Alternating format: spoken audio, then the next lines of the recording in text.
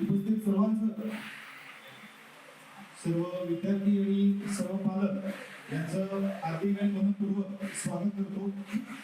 शत्रुंजय परिवार, शत्रुंजय ग्रुप 10वी आणि 12वी या विद्यार्थ्यांचं कौतुक करण्यासाठी म्हणून नेहमीच दरवर्षीप्रमाणे यावर्षी देखील आज आपण हा कौतुक सोहळा आयोजित केलेला आहे. तर या कौतुक सोहळ्यासाठी आवर्जून उपस्थित राहिलेले 10वी 12वीचे विद्यार्थी आणि त्याचबरोबरीनं उपस्थित असलेले सर्व पालक यांचं हार्दिक आणि मनपूर्वक स्वागत करतो आणि आपण कार्यक्रमाला आता सुरुवात करूया. या कार्यक्रमाच्या अध्यक्षस्थानी असलेले श्री स्वप्नील शहा सर यांना विनंती करतो की त्यांनी स्टेजवरती यावं आणि कार्यक्रमाला आपण सुरुवात करूया. 1997 पासून या शैक्षणिक क्षेत्रामध्ये आपलं योगदान म्हणजे जे राष्ट्रभक्ती आहे हे लक्षात घेऊन 1997 साली स्वप्नील शहा सर यांनी शत्रुंजय इन्स्टिट्यूट म्हणजे बोस्टन कॉम्प्युटर इन्स्टिट्यूट या एका इन्स्टिट्यूटची सुरुवात केली आणि खऱ्या अर्थानं शैक्षणिक क्षेत्रामध्ये सांगलीमध्ये क्रांती घडवण्याचं काम 1997 साली सुरू झालं आणि त्याचं बीज 1997 साली रोपण केलं. त्यानंतर या शत्रुंजय ग्रुप मार्फत बऱ्याच वेगवेगळ्या शैक्षणिक संस्था या स्थापन केल्या गेल्या आणि हा कल्पवृक्ष, हा महावृक्ष आज आपल्या समोर दिसतोय. तर स्वप्नील शहा सर त्याचबरोबरीने संस्थेचे उपाध्यक्ष श्री राजेश पासट सर हे दोघं मित्र आणि याचबरोबरीनं आमच्या कैलासवासी अंजली मॅडम यांच्या योगदानातून या सर्वांनी एकत्रित हा उभा केलेला महावृक्ष ज्याच्यामधून हजारो विद्यार्थी आज यशस्वीरित्या इथं प्रशिक्षण पूर्ण करून आपल्या जीवनामध्ये अगदी परदेशामध्ये असतील किंवा आपले सांगली, पुणे अशा बऱ्याच वेगवेगळ्या ठिकाणी चांगल्या हुद्द्यावरती काम करत आहेत. ही आपल्या सगळ्यांसाठी अतिशय अभिमानाची ही गोष्ट आहे. तर ही विद्यार्थी घडवण्याची प्रक्रिया ही अशा छोट्याशा कार्यक्रमामधून होत असते. कार्यक्रम जरी छोटासा असला तरी त्याच्यातून बोध हा खूप महत्वाचा आहे. आम्ही नेहमी सांगतो की जेव्हा शत्रुंजयच्या कुठल्याही संस्थेमध्ये एखादा विद्यार्थी ऍडमिशन घेतो त्यावेळेला तो आमच्या कुटुंबाचा कायमस्वरूपी मेंबर होतो, कायमस्वरूपी सदस्य होतो. मग घरच्या माणसाचं कौतुक आपण करणार नाही तर आणि कोण. आणि म्हणूनच 10वी आणि 12वी मध्ये यशस्वी झालेले सर्व विद्यार्थी यांचा कौतुक सोहळा आज आपण इथं आयोजित केलेला आहे. आयुष्यातील एक महत्वाचा टप्पा पूर्ण करून पुढच्या अनेक वाटा ज्या असतात त्यापैकी योग्य वाट निवडून आपलं करिअर घडवण्याची संधी ही याच्यामधून असते. आणि शत्रुंजय परिवार हे फक्त विद्यार्थी घडवण्याचं काम करत नाही, कारण विद्यार्थी घडवणाऱ्या संस्था अनेक आहेत, पण विद्यार्थी बरोबरीनच तो एक माणूस घडला पाहिजे आणि तो एक राष्ट्रभक्त घडला पाहिजे यासाठी म्हणून संस्था नेहमी कार्यरत असते. संस्थेचं नेहमी या वेगवेगळ्या सामाजिक अशा उपक्रमांमधून हे योगदान असते.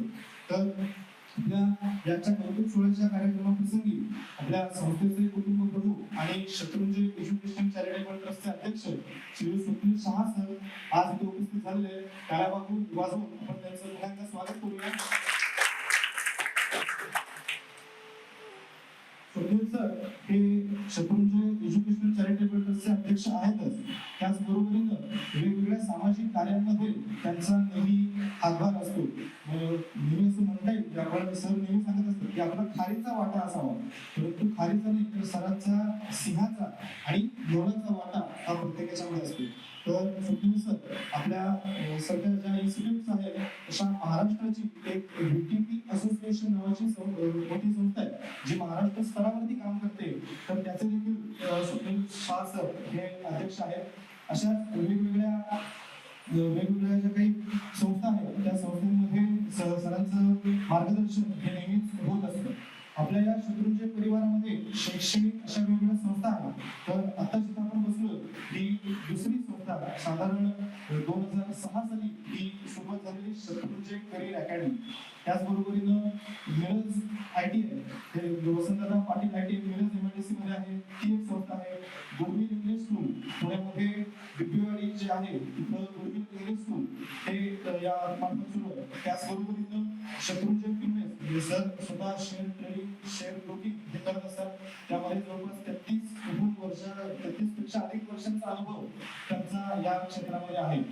तर याचबरोबरीनं नुकतंच चिपळूण येथे नावाची एक संस्था असं म्हणायला हरकत नाही, एक आयुर्वेदिक संस्था, जे आपण विद्यार्थी तर घडवणारच आहे, पण विद्यार्थी घडला, मनुष्य घडला की त्याला आरोग्याची आणि निसर्गाची संगत असावी, सोबत असावी, निसर्गाचा आशीर्वाद असावा, तो निसर्गाच्या सानिध्यातूनच मिळणार आहे. म्हणून चिपळूणच्या कोकण पट्ट्यामध्ये अतिशय नैसर्गिक आणि खूप अविस्मरणीय अशी ती जागा आहे. तर त्या ठिकाणी ब्लॉसम रिट्रीट नावाची एक आयुर्वेदिक पंचकर्म संस्था तिथे आता सुरू होती. तर त्यामध्ये देखील शत्रुंजय परिवाराचं योगदान त्याच्यामध्ये आहे.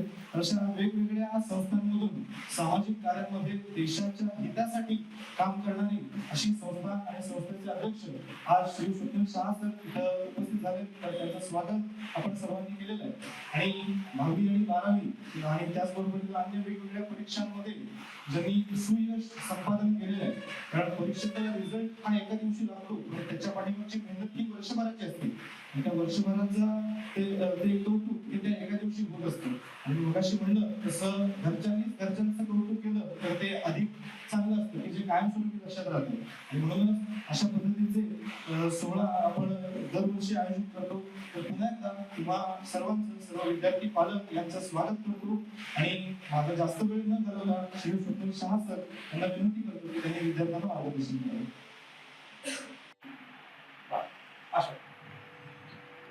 पेपर झाले, रिझल्ट लागला, पेढे वाटले, पुढे काय आता ऍडमिशनची गडबड. ऍडमिशन नेमकं कुठे घ्यायचं, बरेच जणांचे सल्ले, बऱ्याच जणांचा फुकटचा सल्ला. कोण सांगतंय सायन्सला घ्या, कोण सांगतं कॉमर्सला घ्या, कोणी सांगतं ह्या कॉलेजला घ्या, कोणी सांगतं इकडे जा अकॅडमीला घ्या. या सगळ्या गोष्टी आता चालू असतील ना. तर तुमच्या प्रवेशाची चर्चा एखाद्या लग्न घरात होत नाही तेवढी जास्त चर्चा सध्या करिअरच्या बाबतीत, ऍडमिशनच्या बाबतीत.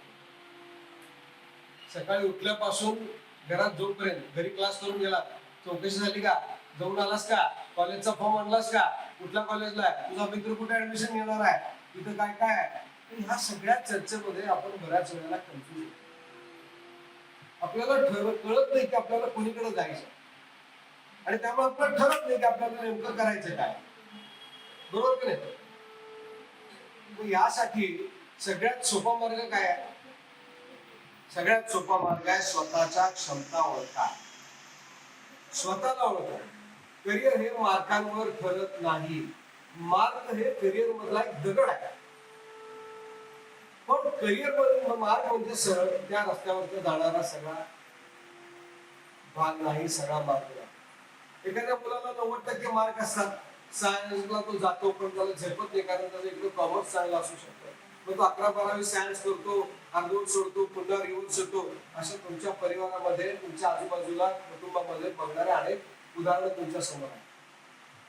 मग काय घडलं? कारण हे कन्फ्युजन म्हणजे करिअरचा निर्णय घेतला गेला म्हणून. आणि ते कन्फ्युजन कोण निर्माण करतात? तुमच्या माझ्या आजूबाजूचेच पाहुणे, मित्र, पालक. पालकांना अशी इच्छा असते, अपेक्षा असते की मी जे शिकलो नाही ते माझ्या मुलाला शिकावं, माझ्यापेक्षा तो खूप पुढे जावा. असं म्हटलं जातं ना, बाप नंबरी बेटा 10 नंबरी. चांगल्या अर्थाने, वेगळ्या अर्थाने घेऊ नका. म्हणजे मुलगा 10 टाइम वडिलांपेक्षा पुढे पाहिजे. आणि तुमची पिढी ही अशी पिढी आहे की ज्याच्यासाठी पालक सर्वस्व झुकून गेला. माझ्या पिढीमध्ये तसं नव्हतं, कारण पालकांना काही कळत नव्हतं. पालक म्हणायचे आपलं चाललं, शाळेत सुद्धा कधी येत नव्हतं, क्लासला सुद्धा कधी येत नव्हतं, कुठल्या शाळेला कुठल्या कॉलेजला हे सुद्धा माहित नव्हतं. पण आता तुमच्या बाबतीत तसं नाही आहे. पालक जागरूक आहेत आणि त्याच बरोबरीने ते पूर्वीपेक्षा सधन असल्यामुळे तुम्हाला हवं ते देतायत. तुम्हाला अभ्यासामध्ये अडथळे येऊ नये त्यांनी तुम्ही त्यांना सांगितलं मोबाईलची आवश्यकता आहे, तुम्हाला असते की नसते ते तुम्हालाच माहिती.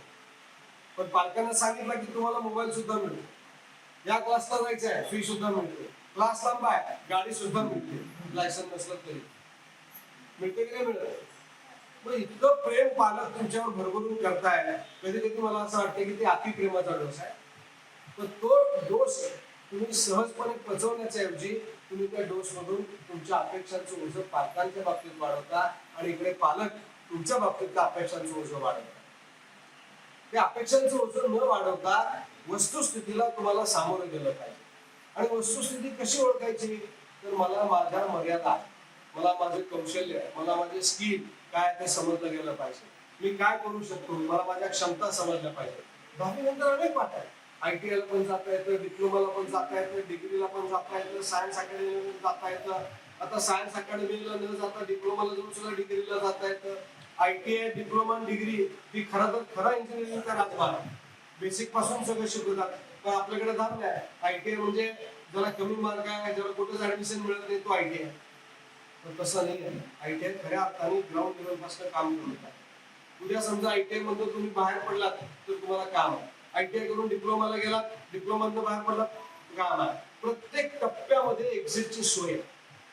पण तसं सायन्सला गेला, जिंकलं नाही, एक्झिटची सोय नाही, रिव्हर्स गेअर आहे. सायन्स सोडून मग तुम्हाला दुसऱ्या साईडला यायला लागतं. त्यामुळं तुम्ही या सगळ्या गोष्टींसाठी तुम्ही तुमच्या क्षमता ओळखा आणि तुम्ही स्वतःमध्ये कौशल्य निर्माण करा आणि एक कुठले तरी तुमच्याकडे छंद तुम्ही जोपासा. मग संगीताचा असेल, गायनाचा असेल किंवा आणखीन कुठल्या चांगल्या गोष्टींचा असेल, एक छंद तुमच्याकडे पाहिजे आणि एक खेळ तुमच्याकडे पाहिजे. तुम्हाला व्यायामाची आवड नसेल पण व्यायाम तुम्हाला व्यवस्थित ठेवू शकतो. त्यामुळे तुम्हाला एक आवड व्यायामाची कंपल्सरी कुठलं तरी तुम्ही जोपासली पाहिजे. रोज 40 मिनिटं फिरायला जा किंवा कबड्डी खेळा, खो खो खेळा, काही करा, पण रोज मैदानामध्ये तुम्ही अर्धा तास 40 मिनिटं गेलं आणि गेलंच पाहिजे. तुम्हाला जर काय असं वाटत असेल की तुमचं आयुष्य निरोगी व्हावं, माझ्याकडे यायला लागू नये चिपळूणला, जिथे मी नॅचरोपॅथी कॉलेज चालू करायला लागलो मेडिकलचं, तर तुम्ही आतापासून तुमच्या आरोग्याची काळजी घ्यायला सुरू. जा तो जा, हेल्थ इज वेल्थ. करिअरवर सगळे सांगणार आहे, पण मी करिअरवर न सांगता तुमच्या जीवनामध्ये सांगणार आहे. कारण तुमचं जीवन तुमचं करिअर ठरवणार आहे. तुमचं करिअर तुमचं जीवन नाही ठरवणार. माझी व्याख्या थोडीशी तुमचं जीवन करिअर म्हणजे तुमच्या आवडीनिवडी, तुमची कौशल्य, तुमच्या क्षमता, हे तुम्ही करिअरला जाताना निवडलात तर तुम्हाला करिअर चांगलं असतं. मग हे जीवन जगण्याचा भाग आहे, तुमच्या रोजच्या जीवनशैलीचा भागच तुम्हाला ठरवू शकतो. आणि त्याचं उत्तम उदाहरण तुम्ही 10वीचे आणि 12वीचे पेपर देत असताना आलेला आहे. एखाद्या विषय आपल्याला समजला नाही तर आपण सोडून देतो का चिकाटीने करतो तो, आपला स्वभाव आपल्याला कळतो ना. माणसं आहे, आपल्याला जमतं का नाही जमत आहे, नाही जमलं की तिथं सोडून दुर्दैवाने आज पाठ करून लोक पेपर सोडवतात. 10वीचा सोडवतात का? लॉजिकली तर मग सोडता येतं का? मग त्यामुळे मी तिथे जावं त्या क्षेत्रात की नाही जावं हे बघा. खूप वाट आहे. इंजिनिअरिंगच्या जवळजवळ 36 वेगवेगळ्या स्ट्रीम आल्या. 36. तुम्हाला फक्त इलेक्ट्रॉनिक, सिव्हिल, मेकॅनिकल एवढंच ऐकून माहिती आहे. पेट्रोकेमिकल इंजिनियर आलेला आहे, मेट्रोलॉजी इंजिनियर आलेला आहे, एरोनॉटिकल इंजिनिअरिंग आलेला आहे, AI बेस्ड इंजिनिअरिंग आलेला आहे. खूप वाट आहे. पण या वाटांवर जाण्यासाठीचे वेगवेगळे मार्ग पण आहेत. CET करूनच जायला पाहिजे असं बिलकुल नाही आहे. CET न करता सुद्धा जाता येतं. ITIच्या थ्रू जाता येतं, डिप्लोमाच्या थ्रू जाता येतं. राष्ट्राची अग्निवीर योजना आहे जी 16 ते 21 वयोगटातील मुला मुलींसाठी करिअरचे वेगळे मार्ग निवडतात. ज्यांना आर्थिक परिस्थिती नाही आहे, आर्थिक क्षमता नाही आहे किंवा फी भरू शकत नाही, अशांसाठी तरी फार चांगला आहे. या योजनेअंतर्गत तुम्ही 4 वर्ष इंडियन आर्मीमध्ये सर्व्हिस देता, सेवा देता आणि 4 वर्षांनी जेव्हा तुम्ही बाहेर येता तुम्हाला भारत सरकार 24 लाख रुपये कॅपिटल सुद्धा देतं. आणि जे तुम्ही शिकता त्या पिरियड मध्ये सुद्धा तुम्हाला पेमेंट असतं आणि प्लस तुमचा सर्व शिक्षणाचा खर्च भारत सरकार करतं. ही सुद्धा योजना तुम्हाला आहे, तुम्ही त्याचा सुद्धा लाभ घेऊ शकता. याच्याशिवाय ISRO, Indian science research space जी संस्था आहे, तिथं सुद्धा तुम्हाला जाण्याचा मार्ग आहे. याच्याशिवाय नवोदय विद्यालय आहेत, 11वी 12वी सायन्सला तिकडे जाऊन इंडियाला सुद्धा जाऊ शकता. रुळलेल्या वाट्यावरून जाण्यापेक्षा नवीन वाट निवडा. नवीन वाटांवरती तुम्ही गेला तर तुम्हाला सगळे ओळखणार आहे. हायवेवरती आपण चाललोय, ढीगभर गाड्या जात आहे, त्या प्रवासाची चर्चा होणार आहे का? नाही होणार. पण पुण्याला जाताना तुम्ही एखाद्या वेगळ्या वाटेवर नाही गेला त्याची पाहुण्यांकडे पण चर्चा होणार, घरी पण चर्चा होणार आणि तुम्ही इतरांना पण सांगणार, अरे मी विटामार्गी गेलो, त्या हायवेला लई ट्रॅफिक आहे, तिकडनं जाता येते, रस्ता साधा क्लिअर आहे, टकाटक टोल वाचतोय, सगळं वाचतोय. चर्चा होते की नाही होत? होते की नाही होत? मग तुमच्या करिअरच्या बाबतीत सुद्धा जर का तुम्हाला असं वाटत असेल तर वेगळ्या वाटा निवडा आणि त्या वाटा निवडताना तुमच्या क्षमता ओळखा आणि त्या क्षमता ओळखून तुम्ही लागता. आणि एक स्किल, 3 गोष्टी तुमच्याकडे पाहिजे. एक छंद पाहिजे, एखादा तुम्हाला मी जसं सांगितलं व्यायाम पाहिजे आणि दुसरं तुमच्याकडे हातात कौशल्य पाहिजे. फॅशन डिझायनिंग आहे, इंटिरियर डिझायनिंग आहे, अॅनिमेशन आहे किंवा ब्युटी पार्लर आहे किंवा वेगवेगळ्या प्रकारचे इतर अनेक कौशल्य आहेत. हे कौशल्य तुमच्या हातात पाहिजे आणि कौशल्यावर माणूस उदरनिर्वाह तर करू शकतोच करतो, चांगलं करिअर सुद्धा करू शकतो. त्याचं उत्तम उदाहरण सांगलीतलं जर का द्यायचं झालं तर संभाजी प्रकार भागामध्ये संभाजीचा भेळचा गाडा आहे, त्याच्यावर चांगली बऱ्याच जणांनी भेळचे गाड्या चालू केल्या.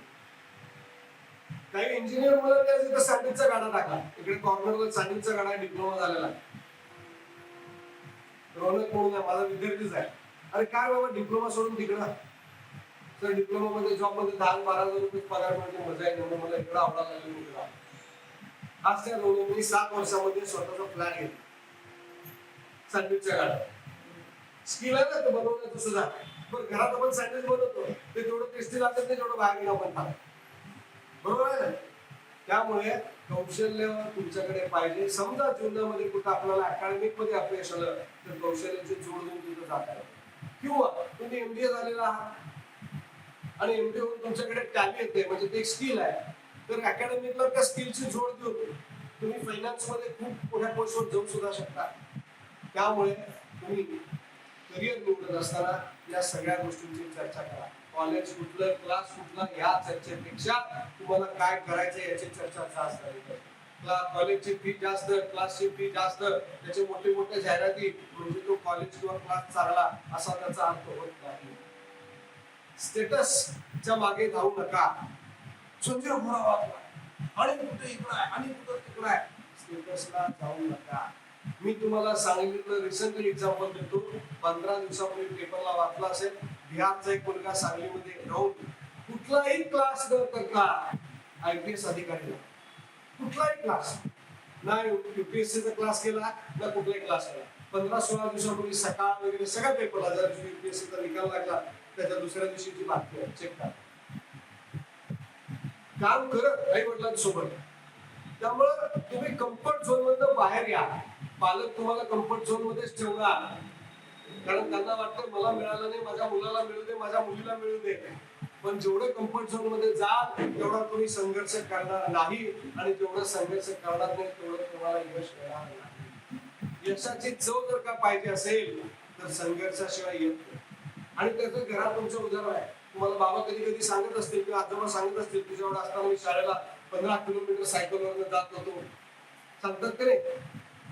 तो त्यांनी संघर्ष केलाय. मग तुमच्याकडे पण सांगायला स्टोरी पाहिजे की तुमच्या पुढच्या जनरेशनला. तर तुम्ही काय सांगणार, माझ्या सगळ्या बाबांनी केलं, मला बाबांनी गाडी घेऊन दिली, मला बाबांनी सगळं घेऊन दिली, बाबांनी क्लासची फी भरली, सगळं बाबांनीच केलं. मग बाबा तुम्ही काय केलं? मी फक्त क्लासला गेलो. तरी बरं तुमची पुढची पिढी विचारलं नाही, मात तुम्ही पडले की बाबांनी. त्यामुळे संघर्ष हा तुम्हाला करता आला पाहिजे आणि या संघर्षाला तुम्ही स्वतःहून सामोरं गेलं पाहिजे. कम्फर्ट झोनच्या बाहेर तुम्ही स्वतःहून पडलं पाहिजे. तुम्ही मोबाईलचा अट्टहास करू नका. जे इतर पालक आहेत, कमी पालक आहेत, जे पण पालक आहेत, मुलांना 12वी झाल्याशिवाय हातात मोबाईल देऊ नका. मोबाईलची कुठलीही शैक्षणिक आवश्यकता नाही. सगळीकडे घरामध्ये PC आहे, नसेल तर नेट कॅफे आहे, कॉलेज आहे, क्लास आहे, सगळीकडे इंटरनेट कम्प्युटर अवेलेबल आहे. काय असेल, काय लागणार असेल तर त्या ठिकाणी जाऊन ती व्यवस्था होऊ शकते. मोबाईल हे तुमच्या मेंदूवरचं ताबा घेणारं शस्त्र आहे आणि तुम्हाला चंचल करणारं अस्त्र आहे. आता तुमची एवढी चंचलता वाढली आहे मोबाईलमुळे की 30 सेकंदाचा रील सुद्धा तुम्ही पटपट पटपट बघू शकत नाही. ते सुद्धा 5 सेकंदात पुढे जातं. इतकी तुमची मानसिक अवस्था आहे. मोबाईल नंबर तर लक्षात राहत नाही. 5 मिनिटापूर्वी सांगितलं का मोबाईलच्या नावात लक्षात राहत नाही. घडतं का नाही घडत? किंवा मोबाईल बघायला आईने सांगितलं अरे साखर घेणे, मोबाईल आणलीस का? अरे हा काय काय काय सांगितलीस? तिथलं पुन्हा जागा व्हायचं. घडतं का नाही घडत सांगा मला? घडतं का नाही घडत? आपलं मौनी भाषा तुमच्या सगळ्यांचं आडनाव काय मौनी आहे? नाही ना? मग घडतं का नाही घडत? घडतंय ना? मग या चित्राला बदलायचं का नाही बदलायचं? कधी कधी आतापासून. ऐकायला बरं वाटतं म्हणून ऐकायचं नाहीये, कृतीत आणायचं आहे. कृती केल्याशिवाय परिस्थिती बदलता येत नाही. मला घर बांधायचं आहे, मला घर बांधायचं स्वप्नात तुमची काहीच नाही. घर बांधण्यासाठी ना बँकेत गेला, ना सिव्हिल इंजिनियरकडे गेला, ना इन्स्टिमेंट केलं, ना काही केलं, पण मला घर बांधायचं. होणार आहे का ते घर बांधून? कृती करावा. असं तुम्हाला तुमच्या आयुष्यामध्ये यशस्वी व्हायचं असेल तर कृती केली पाहिजे, 3 सूत्र जीवनात आली पाहिजे. एखादा छंद जोपासा, एखादं कौशल्य तुम्ही निर्माण करा आणि रोज किमान 40 मिनिटं व्यायाम. बाकी करिअर होत राहतं. कधी या 3 गोष्टीतून सुद्धा तुम्ही तुमच्या स्थिरतेकडे जा. आज तुमचं मन चंचल फार आहे, स्थिरता बिलकुल नाही आहे. यातून स्थिरतेकडे गेल्यानंतर तुम्ही तुमच्या क्षमता ओळखू शकता. क्षमता ओळखल्यानंतर मी करिअरच्या अनेक वाटा तुम्हाला आता सांगितल्या. अगदी तुम्ही GD करून सुद्धा करिअर करू शकता. या अनेक वाटांवरती तुम्हाला जायचं असेल तर यासाठी तुम्हाला तुमच्या क्षमता ओळखता आल्या पाहिजेत. आणि मग तुम्ही तुमचा निर्णय घेत असताना मित्र काय करतोय, पालक काय सांगता आणि इतर कोण काय करतोय याच्याकडे लक्ष न देता ऐकावे जगाचे. गावाची गोष्ट माहिती की नाही, शाळेत होणार होता ना, शिकला की नाही? हा, मग तुमचा गाडा होऊन घेऊ त्यातून तुम्हाला चुकी दाखवून द्यायची पाहिजे. त्यामुळे या सर्व गोष्टींची काळजी घ्या आणि तुम्हाला येणाऱ्या भविष्यासाठी खूप खूप शुभेच्छा. आणि जाता जाता अजून एक गोष्ट सांगतो. आता तुम्ही ज्या वयाच्या टप्प्यात आहात, 2 वर्षांनी तुम्हाला मतदानाचा अधिकार मिळेल. तो ऑलरेडी काही जणांना मिळाला असेल. मतदान करणं हे तुमचं राष्ट्रीय कर्तव्य आहे. मला राजकारणात इंटरेस्ट नाही असं जर का म्हणायचं असेल तुम्हाला तर तुम्ही चुकीचं म्हणताय. राजकारणामध्ये नक्की इंटरेस्ट घेऊ नका, पण राजकारणी काय करतात त्यात इंटरेस्ट घ्या. तुमच्या जीवनाची दशा दिशा ते ठरवतात, परीक्षेची पद्धती ते ठरवतात. आज तुम्ही ऑनलाईन पेमेंट करतात ती पॉलिसी सुद्धा गव्हर्नमेंट ठरवते. सगळ्या गोष्टीमध्ये सरकार आहे. जन्माचा दाखला घ्यायला सुद्धा सरकार आहे आणि मृत्यूचा दाखला द्यायला सुद्धा सरकार आहे. लग्न झाल्यानंतर दाखला घ्यायला सुद्धा सरकार आहे. एवढ्या सगळीकडे सरकार असेल तर ते निवडून देण्याचा अधिकार मला तुम्हाला असला पाहिजे की नाही असला पाहिजे? अजिबात नाही. राष्ट्रीय मला मी जर का या देशाचा पंतप्रधान असतो तर पहिला कायदा केला असता, जो मतदान करणार नाही त्याला 6 महिने आता कमी नाही आहे. त्यामुळे राष्ट्रीय कर्तव्य तुमचं काय चाललंय आजूबाजूला डोळसपणे जागे राहून बघा. व्हॉट्सअप युनिव्हर्सिटीचे बळी बनू नका. आपल्याला सवय व्हॉट्सअपवर आलं की सगळं खरं मानायचं. काश्मीर 370 हटवलं अदानीला जागा देण्यासाठी. नका का भानगडी दिली का जागा? बघायला गेलाय का तुम्ही? त्यामुळे अशा कुठल्याही नका भानगडी. वस्तुस्थिती काय आहे फॅक्ट चेक करायला शिका.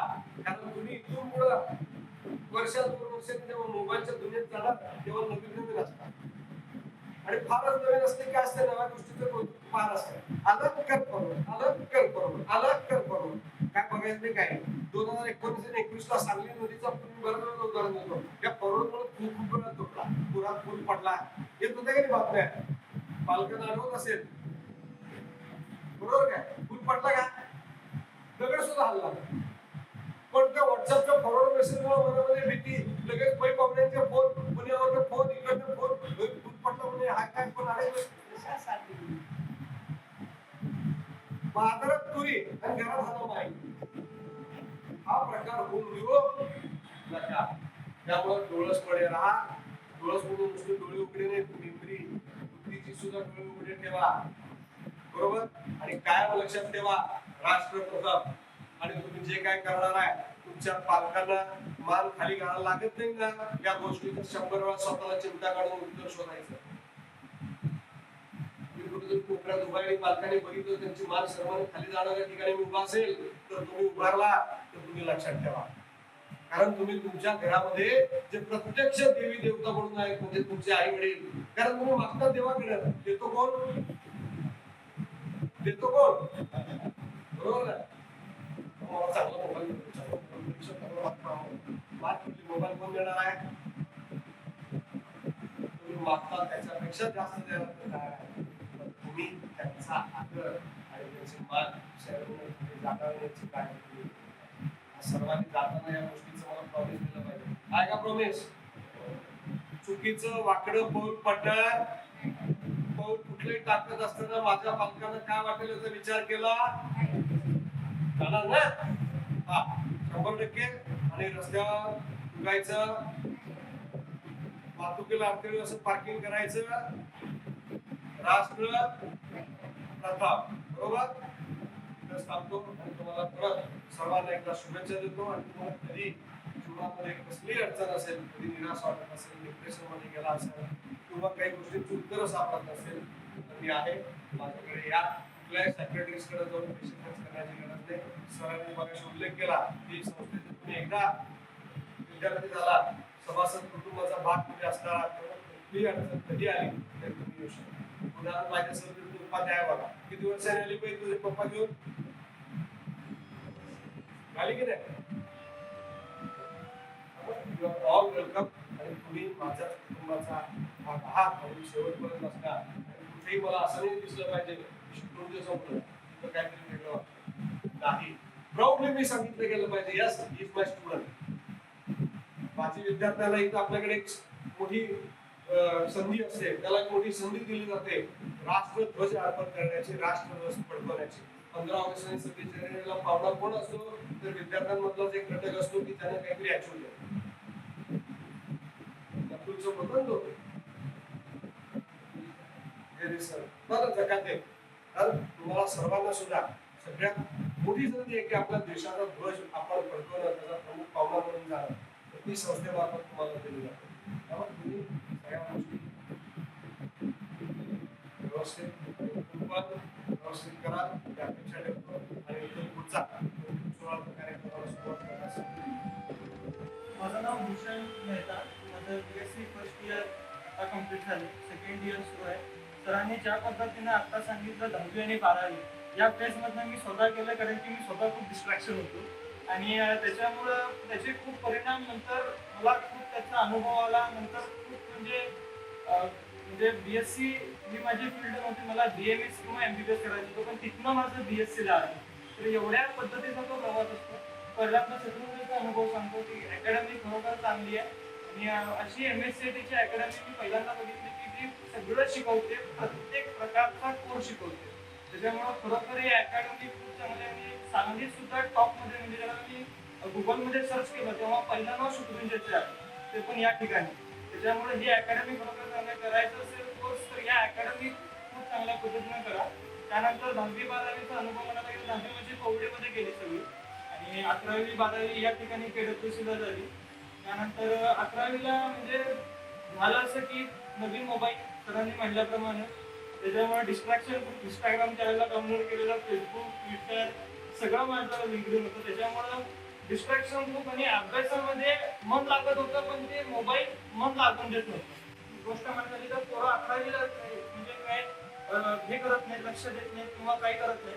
आणि 12वीला गेल्यानंतर मग सर्च करतात की how to crack NEET in 1 year किंवा how to crack JEE in 1 year. आणि एका वर्षामध्ये कुठली गोष्ट होत नसते. एक नीट किंवा JEE किंवा CET जर का क्रॅक करायची असेल तुम्हाला, तर त्याच्यासाठी तुम्हाला मिनिमम 2 वर्षच लागतात. आणि तो 2 वर्षाचाच कोर्स असतो. ज्या पद्धतीनं MSCIT या 2 महिन्याचा कोर्स असतो, बाकीचा कुठला डिप्लोमा ते करायचा असेल 2 वर्ष असतो, तसं त्याच पद्धतीनं तुम्हाला जर का एक्झाम क्रॅक करायची असतील कुठली पण, तर तो 2 वर्षाचाच कोर्स असतो. कुठलाही एक्झाम ही 6 महिन्यामध्ये, 1 महिन्यामध्ये, 3 महिन्यामध्ये कधी क्लिअर होत नाही. याचं सर्वात मोठं उदाहरण म्हणायला गेलं तर डिस्ट्रॅक्शन जास्त कोण करतं तर ते ऑनलाईन अकॅडमीज करतात, खूप करतात. कारण की पहिल्यांदा ते व्हिडिओ टाकतात how to crack NEET in 2 year, नंतर परत 1 वर्ष संपलं की 1 इयर, परत 1 वर्ष संपलं की 10 मंथ, 9 मंथ, 8 मंथ, 7 मंथ, आणि मग ते 3 मंथ, 2 मंथ, आणि मग असं येतं की how to crack NEET in 1 day. आणि त्याच्यामुळं ते खूप डिस्ट्रॅक्शन होतं. त्याच्यामुळं म्हणतात की नीट मध्ये भरपूर पोरं बसतात, जवळजवळ 16-17 लाख मुलं बसतात, पण त्याच्यातली 1 लाखच मुलं नीट क्रॅक करतात.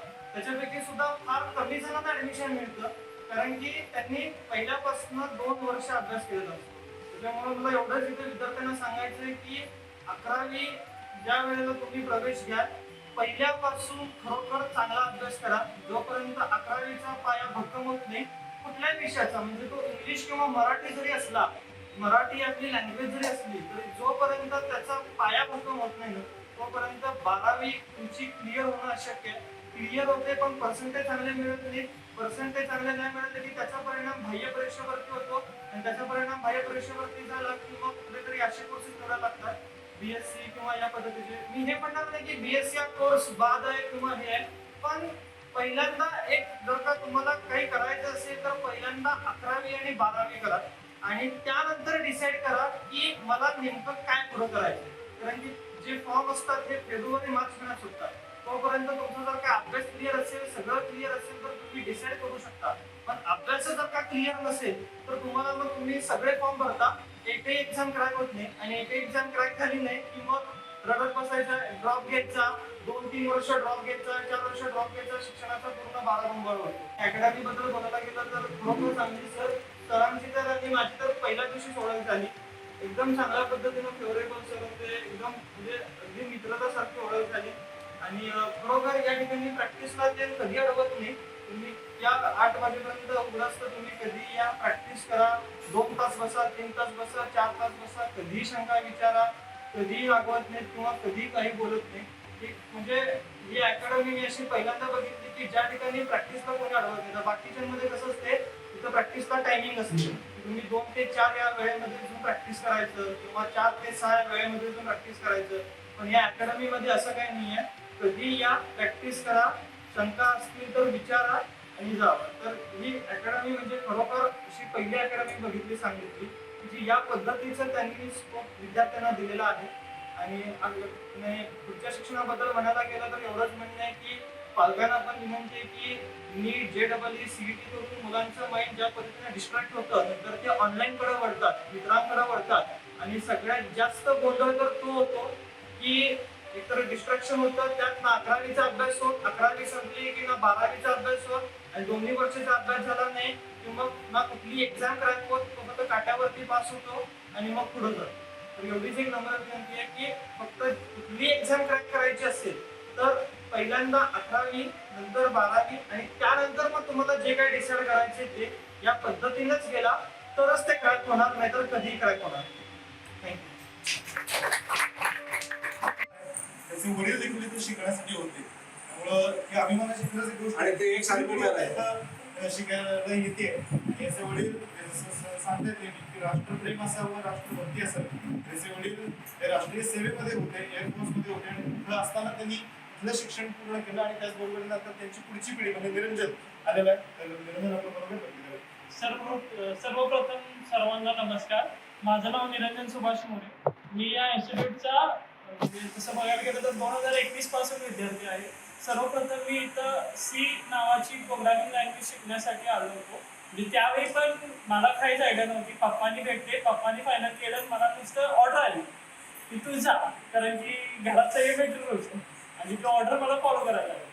मग असं सी झालं. मग हळूहळू जोशी सरांची ओळख होत आणि आता मग परत मी इथं जावा शिकण्यासाठी आलोय. जावा पण माझं कम्प्लीट झालं आणि ऍक्च्युअली जावास्क्रिप्ट आपल्या इथे नाही आहे. खरं सरांच्या सहकार्यामुळे सरांनी मला असं केव्हा ठरवलं नाही की हे कोर्स आपल्या इथं नाही आहे, तू इथं करू नकोस. मला आज पण दिवसातनं कमीत कमी 6 ते 7 तास मी इथे जावास्क्रिप्टची प्रॅक्टिस करतो सरांच्या याच्यामुळे. आणि असं भरपूर पुढे माझे प्लॅन्स आहेत आणि तिथं होपफुली सर मला हेल्प करतील असं मी आशा करतो. आणि राहायला 11वी-12वीचा जो संबंध असतो, आता आमच्या ह्याच्यात तर घरी तर खूप स्ट्रिक्टच आहे. त्यामुळं 10वीला मला होते 87, म्हणजे माझा ICSE बोर्ड होता, त्यात मला 87 पडले. म्हणजे सगळ्या पाहुण्यापैकी सगळ्यांनी कौतुक केलं, खरं घरच्यांनी माझं केव्हाच कौतुक केलं नाही. आणि कदाचित हेच कारण असेल की मला पुढे जाऊन 12वीला 95% पडले. आणि तुम्हाला हसू येईल, माझ्याकडे आज एक फोन आहे, म्हणजे आता मी 3rd इयर बीटेकला, मला फोन मिळत नाही घरात. आणि हे जे सरांनी मला आज तुम्हाला सगळ्यांना सांगितलंय ते पप्पांना शाळेपासूनच माहिती. त्यामुळे माझं यशाचं श्रेय पप्पा आणि दुसरे सर यांनाच जातं. जोशी सर. धन्यवाद. Thank you sir. माझं नाव आरती. मी MSc आरती अमोल म्हणते. माझी आता 10th कम्प्लीट झाली आहे. सुट्टीमध्ये काय करायचं, मी MSc कोर्स का आले इथं. आणि तर मला असं वाटतं नाही कधी की मी असं ते एकटीच करते की सगळे शिक्षक असतात मी तर लेट टाईम बसून प्रॅक्टिस करत असते म्हणजे रोज तर मला अनुभव होतो की सगळे शिक्षक असते तिथं जोशी सर असते ती मॅडम असते ती काय ॲड्रेस सांगतात लगेच कुठं सर्वर बंद आहे कुठे आहे लगेच कनेक्ट करून देतात आणि शिक्षक सगळे चांगले भेटले आणि खूपच चांगले भेटले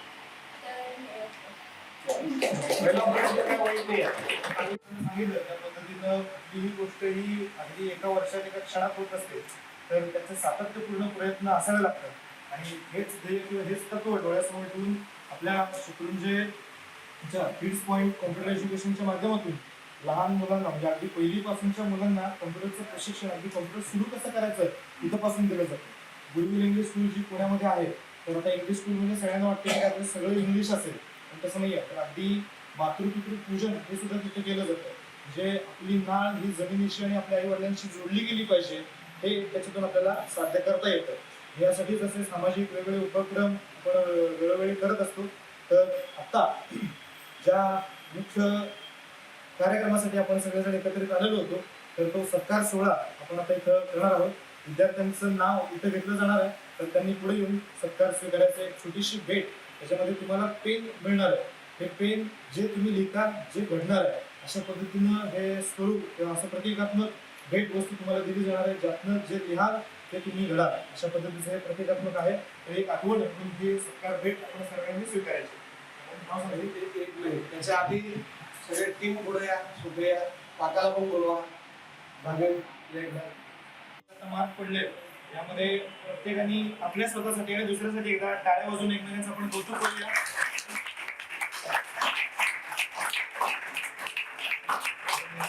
त्यातल्या एक दोन टाळ्या आपल्या पुढे बसणाऱ्या आणि मागे बसणाऱ्यांसाठी पण असू द्या कारण एक दोन मार्क त्यांच्या पण आपल्याला जास्त पडलेले असतात. स्पर्धेचा भाग सोडून द्या. या संस्थेमार्फत वेगवेगळे उपक्रम होत असतात. संस्थेचं शत्रुंजय ग्रुप या नावाचं फेसबुक पेज आहे, युट्यूबला चॅनल आहे, इंस्टाग्रामवरती पण पेज आहे. तर वेगवेगळे उपक्रम हे दरवर्षी होत असतात. तसं आता जून किंवा जुलै महिन्यामध्ये साधारण पावसाळी वातावरण झाल्यानंतर सण देखील असते आणि 15 ऑगस्ट आणि 26 जानेवारी हे राष्ट्रीय सण इथे साजरे केले जातात. गुरुपौर्णिमा असे बरेच सारे वेगवेगळे उपक्रम ज्यातून एक मनुष्य घडत असतो तर असे उपक्रम होत असतात. अशा उपक्रमांना बघण्यासाठी म्हणा किंवा काय अशा आपण कार्यक्रमासाठी म्हणून सगळे एकत्रित येत असतो. दरवर्षी याचं निमंत्रण हे फेसबुकच्या माध्यमातून विद्यार्थ्यांना SMS व्हॉट्सअपच्या माध्यमातून दिलं जातं. तुम्ही सगळेजण त्या कार्यक्रमाला यावं असं कायमस्वरूपी आग्रहाचं निमंत्रण तुम्हाला सर्वांना असणार आहे. या म्हणजे मगाशी मी सांगितलं की या संस्थेमार्फत वेगवेगळे सामाजिक उपक्रम होत असतात.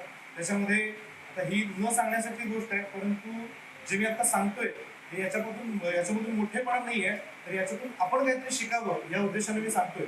आता ज्या दोन मुली इथं आल्या होत्या ज्या कर्णमुलीर आहेत त्यांचं शिक्षण हे संस्थेमार्फत केलं जात आहे. म्हणजे ती काही मोठेपणाची गोष्ट सांगण्यासाठी नाहीये परंतु याच्यातून आपण काही ना काहीतरी आपण याच्यातून प्रेरणा घेऊया आणि आपल्याला जे काही देता येईल आपल्याकडे ज्ञान भरपूर असेल तर ज्ञान द्या, आपल्याकडे पैसे भरपूर असेल तर पैसे द्या, काहीच नाही तरी आपल्याला सहकार्य करता येतं, काहीच नाही तरी मदत तरी करता येते तर ते आपण करूया अशी आपण प्रेरणा घेऊया.